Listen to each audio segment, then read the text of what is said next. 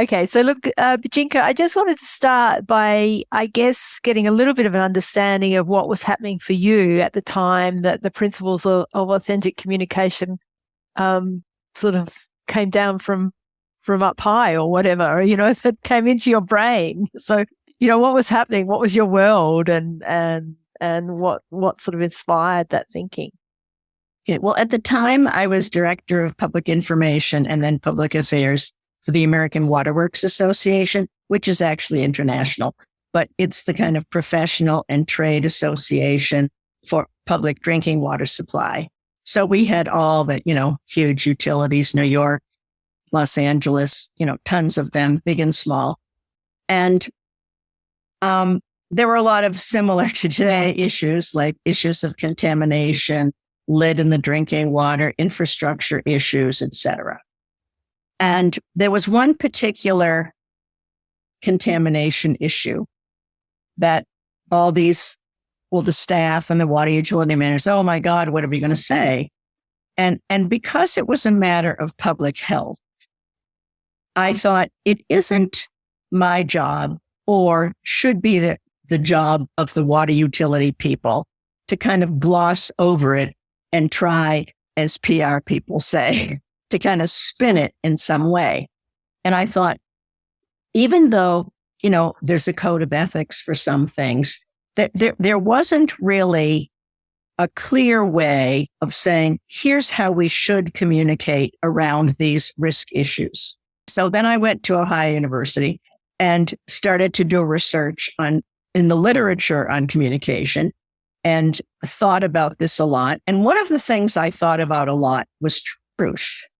And truth right now is a very controversial concept, which it should not be. But I thought, well, what is the truth? And at the time, and I still believe it, I defined it in three ways. One is factual accuracy. How much contamination is in the water? I mean, there are certain things that are, I hope, demonstrably true. Like the sun shines sometimes, like hard to deny that. But then there was an issue around giving you facts all day, but talking around the issue. So I thought being fundamental, which is talking about the core issue, was critically important because you have facts. What do they mean? So, and then the other one is that it's comprehensive. You get the whole story. So that was at the time my definition of truth. So that's three of the principles actually right there. But, they're kind of based on a mediation model that I believe that both parties or all parties kind of have to adhere to them, that, you might be practicing them and they have some sense of success. And I think from an organizational perspective, if an organization says, here's how we commit to communicating with you. Now we get to the public participation aspect that, because I was active in IAP2, I've kind of, I want to say, revised them with some other kinds of things that IAP2 totally believes in. And I won't say it's a revision, it's actually an addition, which basically says that if you're going to hurt someone in some way or take something away from them or affect them in some negative way, then you need to, this is the IAP2 framework, that you have to involve them in the decision making. So, and there are so many examples of this. Obviously, IAP2, everybody does that it's a matter of kind of coming to some collaborative decision or at least having some input into the decision. So anyway, they came about because it's only fair to basically be honest about especially hazards or things that affect people. And here are some, in a sense, rules that can help you communicate in a more effective way. I'm wondering sort of what kinds of sort of triggers there were in terms of your conversations and your relationships with people in in that water authority, like what kinds of things were you seeing that perhaps kind of made you think actually people need some more kind of guidance on this stuff? Well, as I kind of hinted, that they wanted to obviously cover up and make it sound, as if these situations were not as bad, or they wanted to impose, let's say, rate hikes on people to clean the things up without, and as you all know, that when you impose something negative on people, a lot of them are going to complain and react. And especially now, I mean, with social media, as active as it is, that it's hard to hide the negative for very long. And so it's a more effective way to be open and say, hey, this is what's happening. This is what we're doing. We're sorry that happened. That's typical crisis communication. This is what we're doing. And, or if it's kind of an ongoing thing that affects people, in a negative way, then obviously having a public participation process so that people can have input and kind of understand, what I want to say, what can be changed and maybe what can't. You know what I mean? I mean, it's an information process too. Now, I do have to say that in my new thing, I want to say, I met with this woman who had coordinated the rebuilding of the World Trade Center. Huge. It was called America Speaks. I don't know if you folks know about that. Yeah. And she coordinated the Davos, all that participatory stuff. And I met her at a conference and I said, these principles really fit with what you're doing. At the time, I had truth as the number one. And she said to me, which I will never forget, she said, truth, no CEO will ever buy into that. Huh? I was so taken aback. So in the new version, I've articulated, I've gotten rid of the word truth, God forbid. And so it's factual accuracy, fundamental, and comprehensive. But I do think, and I maybe I live in a strange world, but there is a reluctance, for many organizations to I want to say, be kind of open. And certainly if there's something, and I have to say, I just have to tell this story. I'm sorry. I was in a meeting and there were all these utility managers there, and it was a contamination thing. And they're saying, oh my God, what are we going to do? What are we going to say? And this engineer from LA Water and Power, who happened to be from India, and I believe it's kind of a spiritual thing, he said, if we don't tell the truth about water, we have lost our souls. It's magnificent. And everything, what? Who is that guy? So I mean, even though we believe that people can handle and solve problems, I think many organizations have a kind of defensive-ness that they think, oh my God, it's going to cause so much trouble, and let's take public participation. It's going to slow us down. I was hired because, God, I know water. What do they know? Even in park planning, if I have a master's in park planning and you say to me, well, let's have the community come in and plan the park. You think, well, wait a minute. Hey, I'm the one that knows how to plan parks. I have a master's degree in it. That's why you hired me. So I really believe that, I think, quite honestly, some countries maybe, I've been involved in some, or at least listened to some of the Canadian people, and I feel that they're more advanced. I'm sorry, I don't know that much about Australia, but there is an expertise bias, right?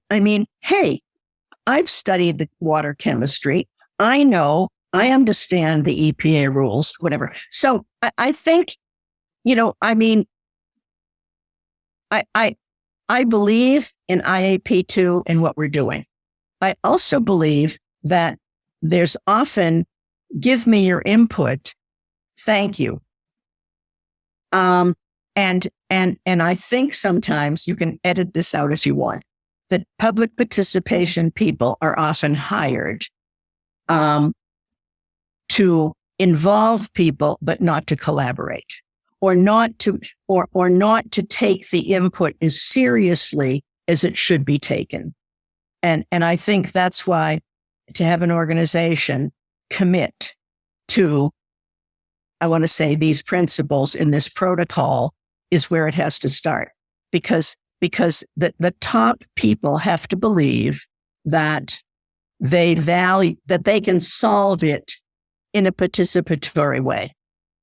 If they don't, if they say, oh, all right, fine, let's get them in here. When I say do a survey, blah, blah, then, and it's just pro forma, then it's not going to work. So even though, Louis, ideally, I may be coming from kind of a negative place, or at least I've seen a lot of, phony participation, or, separated, I want to say, functions that make their own decisions.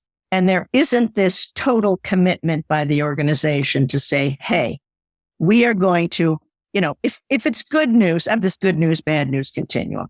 If it's good news, you tell people, right, your rates are lower or whatever. You have a parking space that you didn't have before. If it's neutral, and you have to do a lot of research to understand if it really is neutral to all parties, you need a little more information. This is why I made the decision, blah, blah. But if it's affecting people in a negative way, you need to involve them. Now, so that's kind of like, okay, it makes decision-making easier. So I guess that's where I'm coming from. That what I guess that the principles do and our new protocol is, hey, rather than us saying, what should we do? Oh my God, what should we do? Let's get Joe Schmo in here. Let's get a consultant. That if an organization says, hey, this is what we commit to, we're doing something negative. We need to do a participatory process. We need to be clear about what we're going to do with the input. Are we just going to say, okay, that's nice. And what are our restraints? You all want parking space. I'm sure the simple thing, but literally there's not enough space. So we have to do some trade-offs. So you have to be honest about what your constraints are. But I think there's a lot more collaborative, there's a lot more brains in a collaborative process than maybe we often give credit for. I think that's a very nice way that you put that whole thing, Bojinka, because I constantly have people saying, well, why are we hearing all the negative people, when we're doing a consultation? Well, it's because you're actually consulting around the things that people care about, which have a negative element to it. So I think that's a really valuable insight. I'm interested in the practical sort of operations of the principles of authentic communication, because what often happens is that, now we've actually entrenched some of the IAP2 principles, so people will put the spectrum, they'll put the core values, they'll have it as part of their policies, but they're still doing exactly what you're suggesting, and that is just sort of ticking boxes and just doing the bare minimum, even though those principles are embedded. So how do we actually how do we operationalize these principles of authentic communication? Well, as I say, it's hard to do it without top level buy-in. It's that simple. Margie, I have a burning question. I had a feeling I was going to have this question even before we started the interview. So here it is.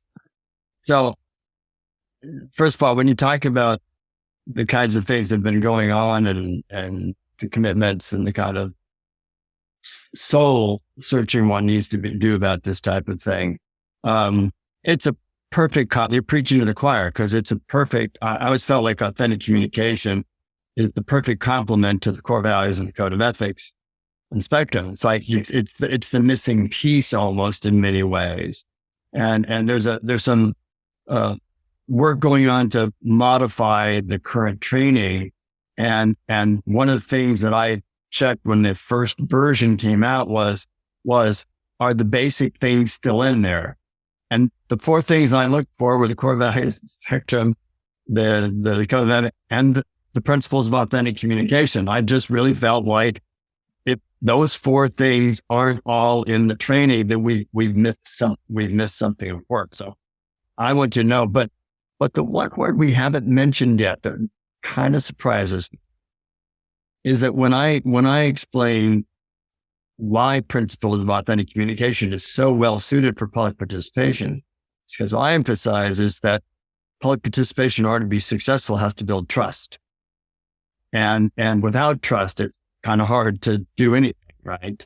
In these types of situations.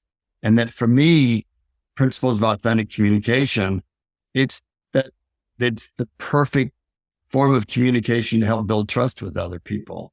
So can you talk about that a little bit? Well, yes, I used to think about trust a lot, but I was kind of thinking, yes. And, well,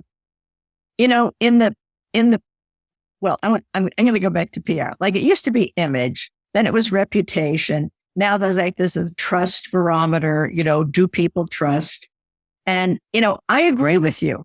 I mean, that was kind of our, what we talked about, that this is a way to build trust. So, I mean, I'm with you there.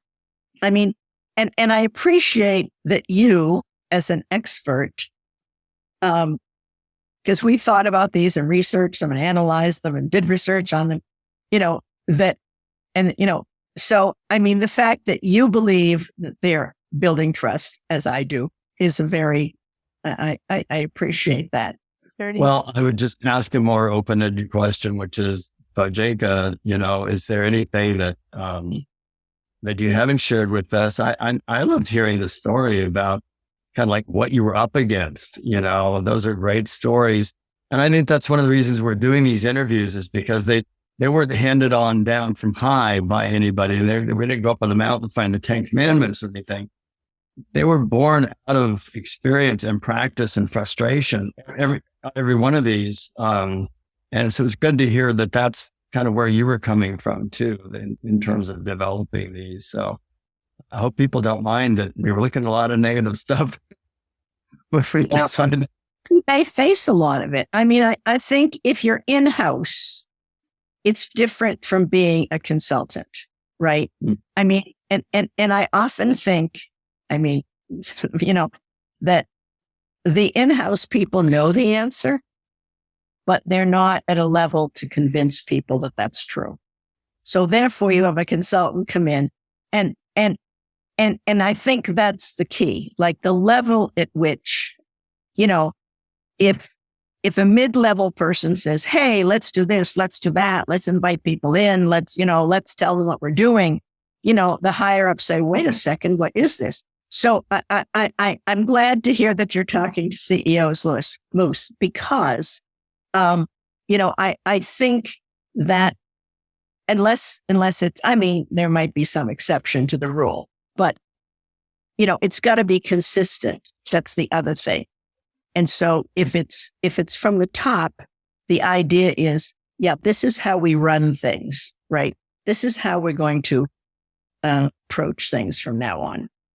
And I think, that I guess that's one of the points of these interviews and, getting people who were part of the creation of this material, because in a sense, you guys went through all of the kind of the thinking it through. How can we structure? How can we get people to think about this? How can we change their thinking? And so these models or tools or ways of thinking are things that mid-level people can take and start from that and then put their energy not into creating those frameworks, but into having those discussions around those frameworks. So I think that's created a real kind of building block, and I think that's really the value of the training in a sense, because what you're doing is, what I'm doing, I guess, as a trainer is coming in and saying, here's these things you can use. And that's why the training resonates with people who may have a fair amount of experience, because they haven't they've got all the problems, but they haven't been able to sort of package them up.